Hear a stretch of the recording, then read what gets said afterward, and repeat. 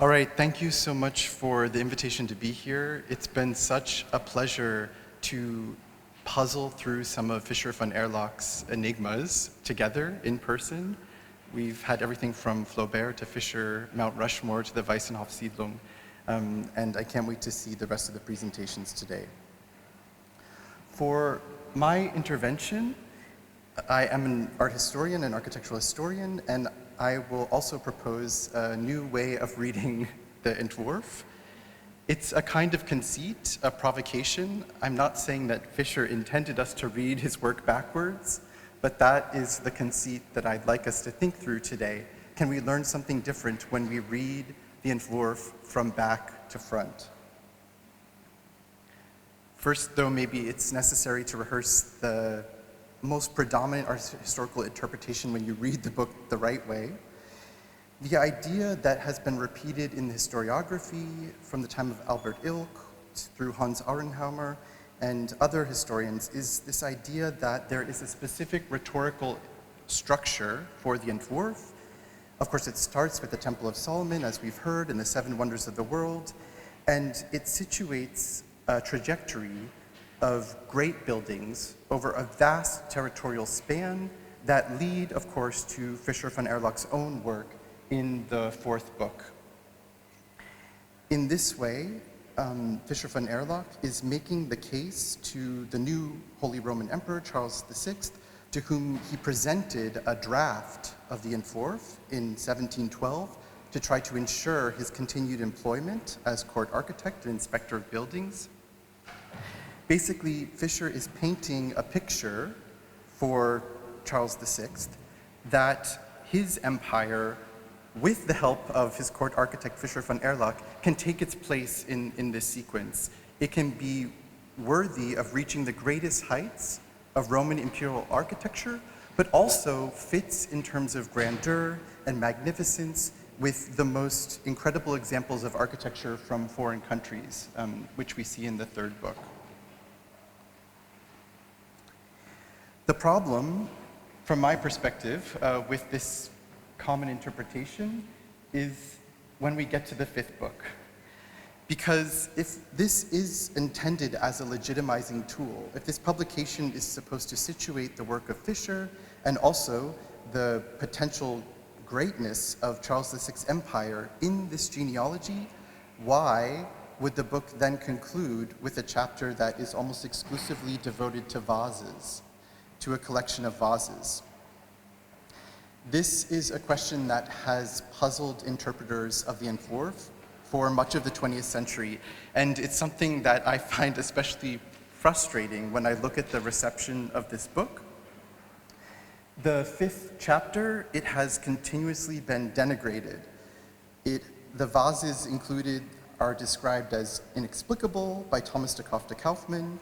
They've been dismissed as extraneous by Christopher Neville, and the latter historian, he even said as recently as 2016 that the Entwurf actually only has 4 books. Then later on in this essay, he acknowledges that there is a semi-independent 5th book, yet elsewhere he concludes that this is somewhat extraneous to the work.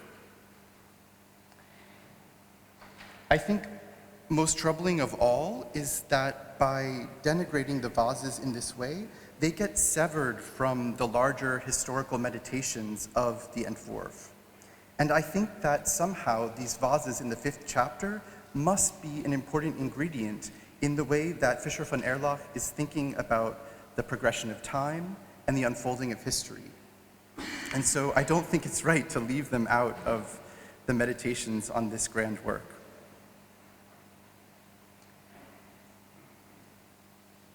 This tradition of denigrating the vases, it actually does start all the way at the end of the 19th century with the pioneering work on Austrian Baroque architecture by Albert Ilk. He actually extricates the vessels from Fischer's plates, and he uses them as chapter markers in his own history of the architect. So he doesn't acknowledge them as Fischer's own work, they just become a decoration for his own history, his own historical recapitulation of Fischer von Erlach. And so at the end of every chapter, he plucks out one of the vases and it just becomes a kind of page decoration. Also, the historian Hans Aurenhammer, whom I mentioned earlier, he acknowledges that indeed there is a fifth chapter, it is a part of the book, but he describes it as a pattern book.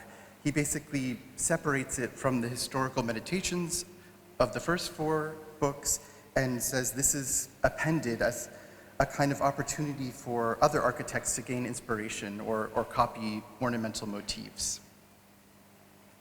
And so what I want to do today is to start to make an attempt to perhaps decode the vessel's historiographical purpose, or to put it more bluntly, to explain why one of the first graphic works of architectural history ends with a chapter on vases.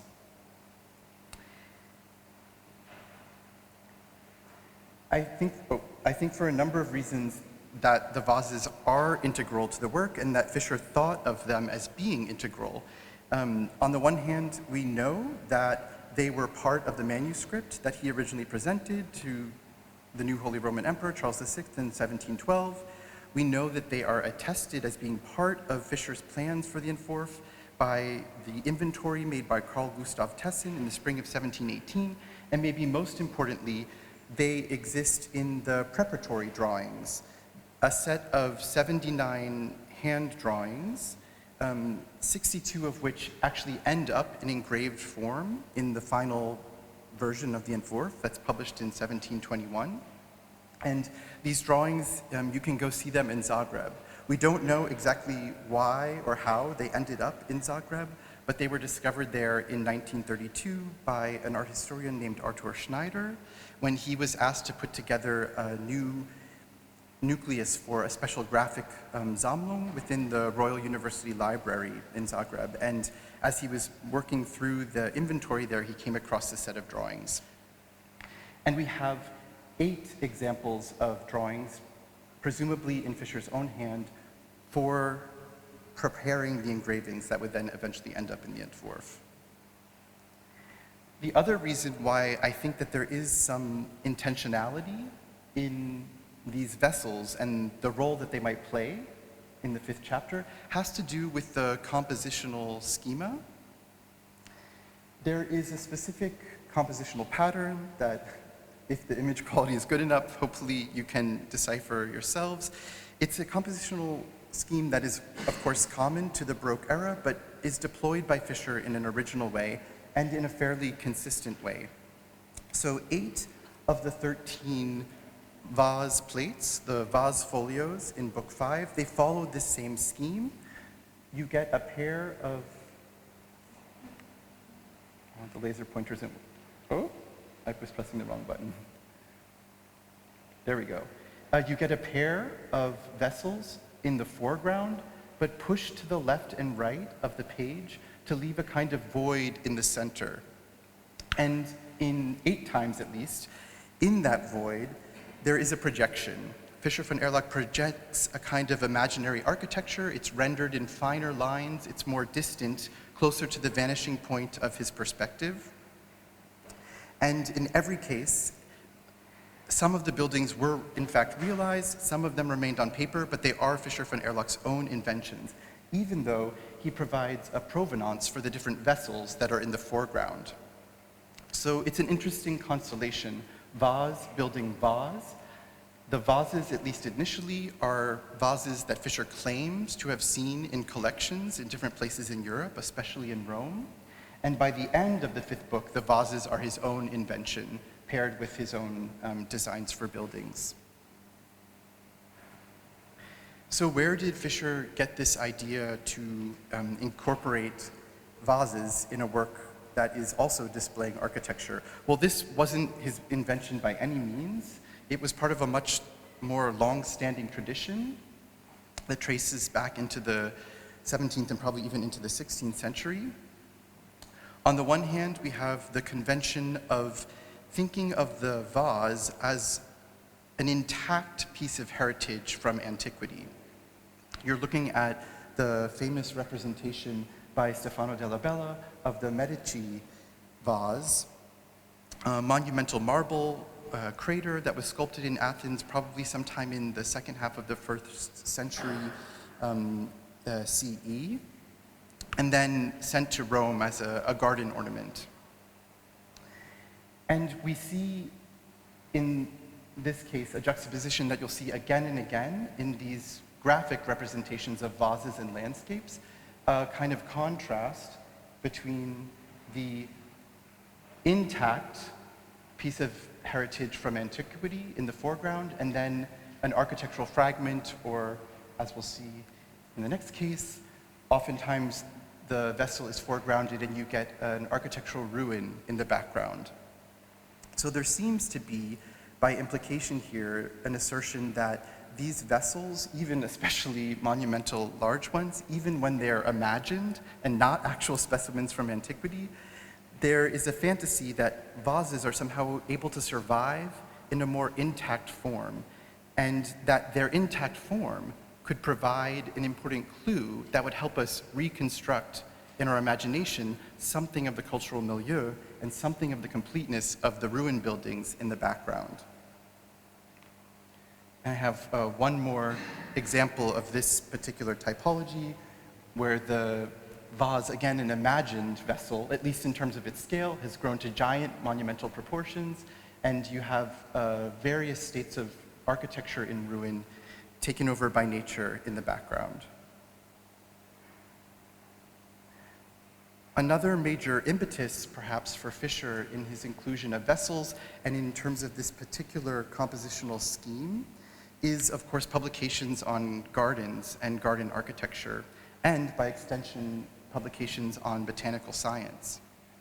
And so here, for example, in two plates from Volkammer's publication, hand-colored on most noble forms of citrus, we get some of the tropes that we see in Fischer von Erlach's vase chapter, although in a very distinct vein. We get this combination of a distant view, something that's almost a theatrical perspective in the left, and then highly elaborated object in the foreground, acting almost as a repoussoir, something in the wings that focuses your attention towards the center. And elsewhere in Volkammer's publication, you get this combination of a more or less distant view of the garden, and in this case, not vases or vessels, but objects that are pushed into the foreground of the plate, where they're rendered with a higher degree of detail and verisimilitude, kind of presenting them as objects of study in relationship to the landscape from which they might derive.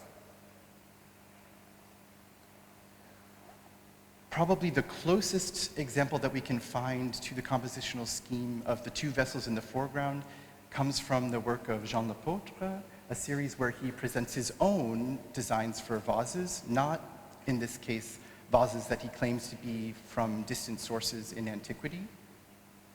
But he does at least have this foreground twinned vase composition and an architectural setting that is imagined. Although in this case, instead of imagining an architecture in the kind of void between the two vessels, he opens up a portal onto the landscape. One other last stop before we return to looking at the plates of Fischer himself are the engravings prepared for Paul Decker for his Architecture Civilis. And here you can see that, not so much in the graphic tradition, but we have a record of the kind of sites where such vases would have appeared in garden architecture of this time. Oftentimes on terraces, setting up a kind of frame, or again, a repoussoir effect that guides your eye towards the center of a composition or an object in a distant landscape. The interesting thing, though, in Fischer's plates, if you can remember back to them, is that his vases are never replicas. We never get a pair of matching vessels. He oftentimes shows two very distinct vases whose forms contrast each other.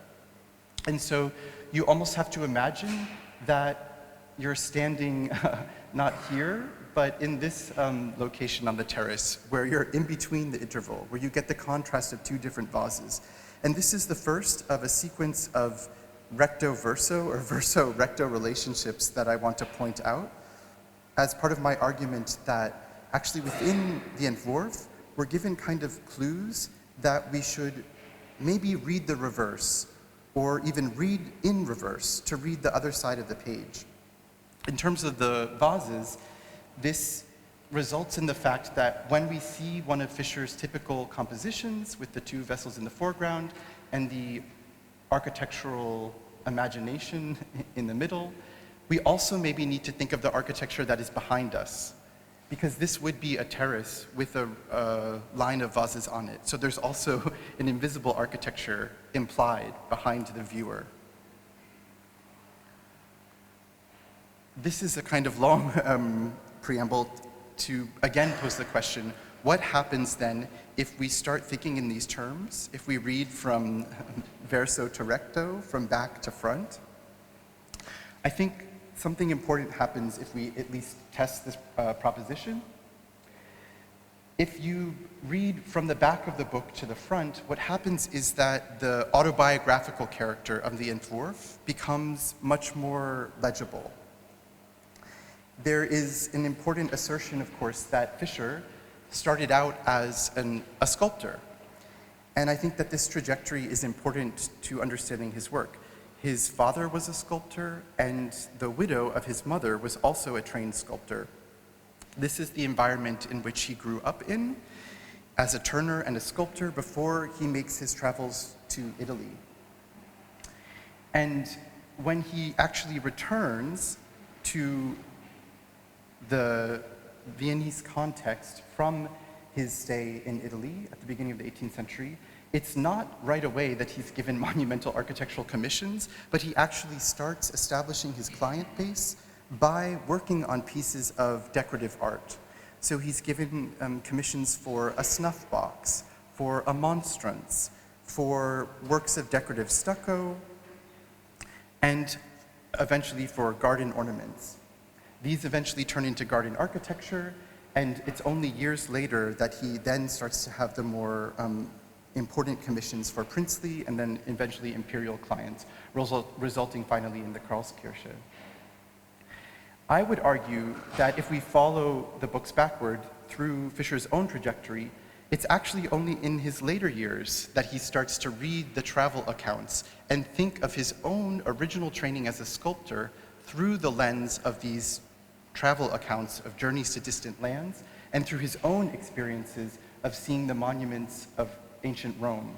Yes, he made drawings when he was in Rome, but it's only later in his career, once his own historical imagination has marinated, has matured, that he might start to think about his own architecture oeuvre, his monograph, in relation to the kind of historical trajectory that then would lead all the way back to the Temple of Solomon.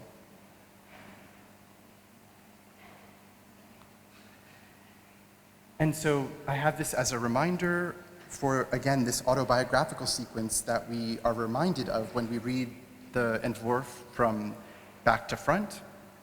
When he was studying in Rome, spending extensive time looking at vases and other material objects in the collections of Athanasius Kircher and Queen Christina of Sweden. One of the first projects that he worked on was a commission to provide decorative sculpting as an assistant in the Palazzo Borghese. The commission itself was given to Leonardo Reti to do a fountain, and the sculpted vases that you see here in the garden were commenced in June 1672 and was completed by March 1673. And we believe that Fischer was one of the assistants who participated in the sculpture of these important vases, especially this one at the top of the fountain has a strong similarity to the vessels that Fischer himself would later include in his Entwurf. If we continue in this autobiographical trajectory, actually you're looking now at the very last plate in the entire Entwurf einer historischen Architektur. This last plate depicts in the void between the two vessels what is actually Fischer von Erlach's first important architectural commission. Prince Johann Adam Andreas von Liechtenstein commissioned Fischer to create a series of garden buildings for his palace in the Viennese suburb of Rossau, and Fischer responded by creating a belvedere and a set of park gates, which you see here.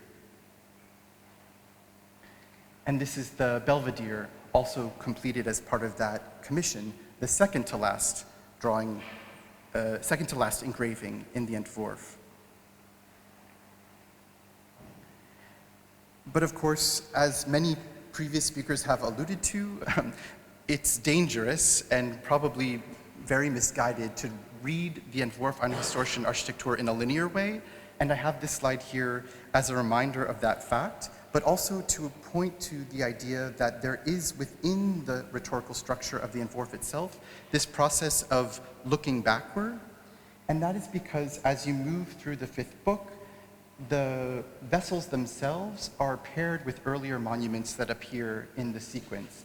So the fifth book opens with the so-called brazen sea, the vessel or urn that took its place in the Temple of Solomon in Jerusalem.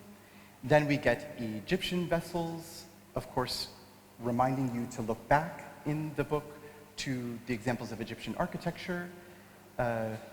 Greek tombs, supposedly, according to Fischer, that remind us to look back to the architecture of ancient Greece. Vessels that encourage us to look back to the architecture of ancient Rome, and then, of course, the vessels that are paired with his own buildings. Of course, Fischer could have illustrated the Egyptian vases with the Egyptian architecture, the Greek vessels with the Greek buildings, the Roman vases with the Roman edifices, and so forth, but instead he chooses to separate these portable, decorative pieces of art into that last fifth chapter.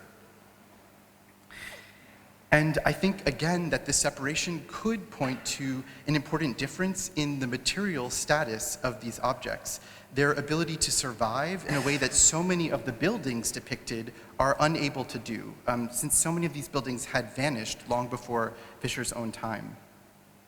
And this is something, of course, that Fischer himself acknowledges in the frontispiece to the Entwurf when he mentions that these are monuments that can only exist as reconstructions, graphically stitched together from, quote, textual descriptions in ancient histories, commemorative coins and medals, ruins and other artist drawings. The vases could be deployed in this manner as another form of material evidence, and Fischer presents them in this way, seemingly, as a separate category, a special category of surviving objects. This might even remind us of Gottfried Semper's assertion many years later that, quote, pots are the oldest and most eloquent of historical documents. Somehow they are seen as the material three-dimensional objects that are capable of traversing otherwise insurmountable distances between lost architectures and the present. This idea of the status of pots or vases as a special kind of artifactual evidence also can be read in the literature and the graphic output of the end of the 17th century. This period that, led by Arnaldo Momigliano, scholars have studied as a kind of moment when historical method itself was in crisis in the 1670s, 1680s, and 1690s. One of the changes that we see in this period is a reevaluation of the status of sources in terms of the way they are used to understand history. We see an increased questioning of the predominance of literary sources and an opening up of the discussion to include non-literary sources, sources that included architectural representations and also other objects like vases and medals. And one of the places we can see this discourse unfolding is in the work of Joachim van Sandrart. We've seen an image of his work already today. This comes from his Academie Tedesca. There, Sandrart writes, all the famed writers who have experience with history have made known to the world how highly necessary is the study and knowledge of medals, because they alone give the stamp of truth in the history of the ancients, and more credence is often to be placed in a medal than in diverse authors or books. For even though they are no doubt mute, still their forms and reverses, again the recto verso, speak with more certainty. They settle accounts in dubious matters, they light upon history with pure truth, and they never are silent. Indeed, with their temper, they outlast everything imaginable and show at the same time pure truth, together with the excellence and immortality of the art of imagery in a small piece of metal. Therefore, the most excellent scholars have all had recourse to lessons in metal. Even though Sandrart is championing the role of metals, vases seem to have a similar status in his own work. And so here you can see that he uses the reverse kind of chronology or sequence rhetorically as Fischer. He opens with Gefäßen and then moves on to buildings and ruins. And like Fischer, he illustrates a number of vases, not of his own design, but copying designs by Polidoro Caravaggio and Jean Lepôtre, Cerceau, among many others. Again, keeping in this convention of illustrating the vessels in contrast to the ruined remains of architecture in the background.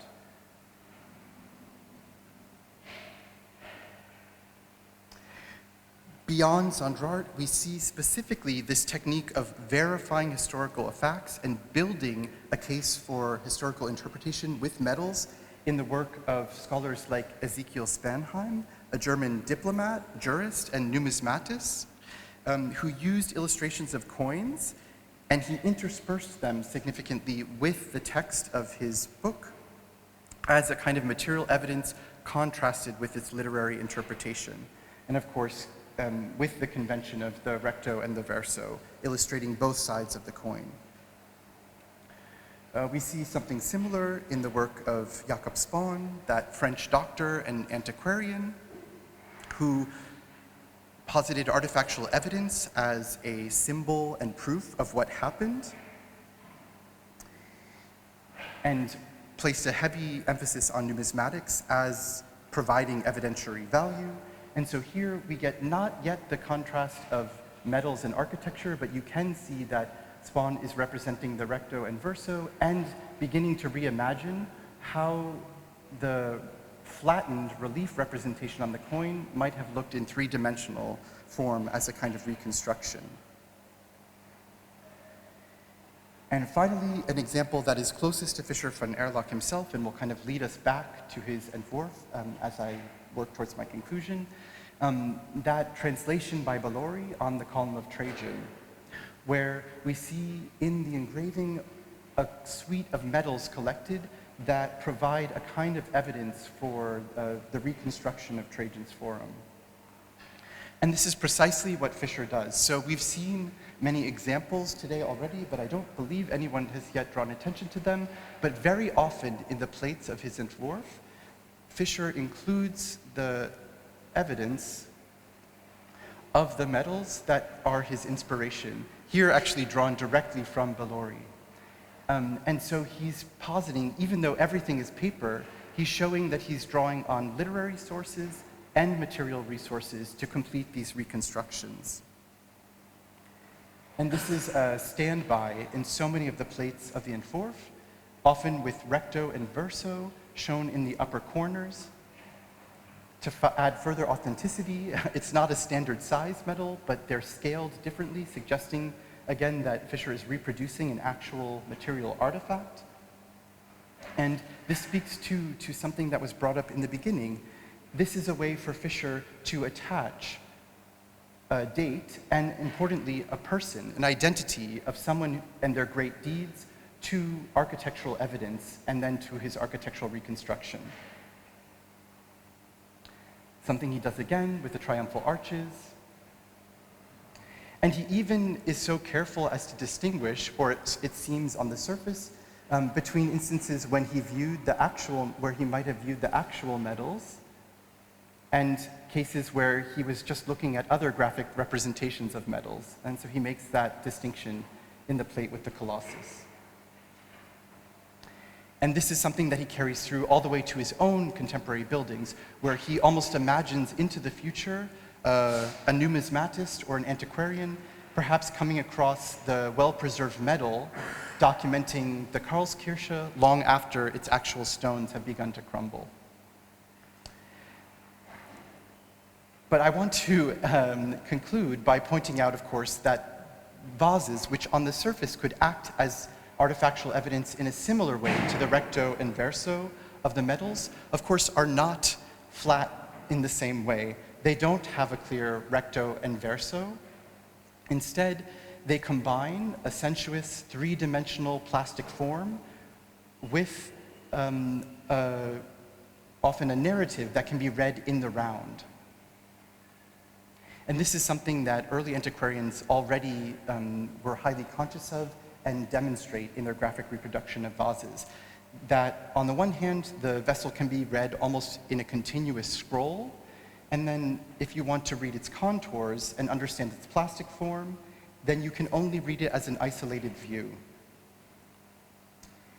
This is something that Fischer von Erlach also seems to have understood, because when he represents his vessels, particularly this set, which is at the beginning of the fifth book, he plays with this idea of recto and verso. He borrows the hieroglyphs, for example, for this vase from a representation Athanasius Kircher, where Kircher gives us the front and the back of a single vessel. Fischer takes those motifs and transcribes the hieroglyphs onto two separate vases. Also demonstrating this idea that for Fischer, there's more than just looking forward and looking back. We see him borrow this attribute of the ancient Egyptian god Serapis, a tricephalous monster that is intended to have three animals: a wolf that devours the past, a lion that looks forward steadfastly at the present, and a hound that loyally looks hopefully towards the future, all bound together in one unity by the spiraling snake. The interesting thing is, of course, that you would expect to have the wolf on the left, the lion in the center, and the dog on the right, or the hound on the right, as in Titian's allegory of prudence. And yet, because of the reversal that happens with printing, we see that this too is reversed in Fischer von Erlach's Entwurf. Finally, I want to conclude by looking at the title that Fischer gives to this particular vessel. We can see that he gives two different interpretations: abdita naturae or successio temporis. Abdita naturae representing the hidden nature of things, and successio temporis being the succession of history, the succession of time. Both are important, I think, for Fischer's rhetorical schema in the Entwurf. On the one hand, you have the metals, which provide the chronology, the succession of time, and allow you to read the Entwurf from the front to the back as a chronological sequence that ends in the Vienna of Charles VI. But as you can see in his preparatory drawing, it might be even more important for Fischer to contemplate the abdita naturae, his original caption for this vessel, the hidden nature of things, that undecipherable plastic essence of the vessel that somehow transcribes some aspects of the culture and the plastic working of the hands of a different place across time in intact form where they can be reinterpreted in the present. Thank you.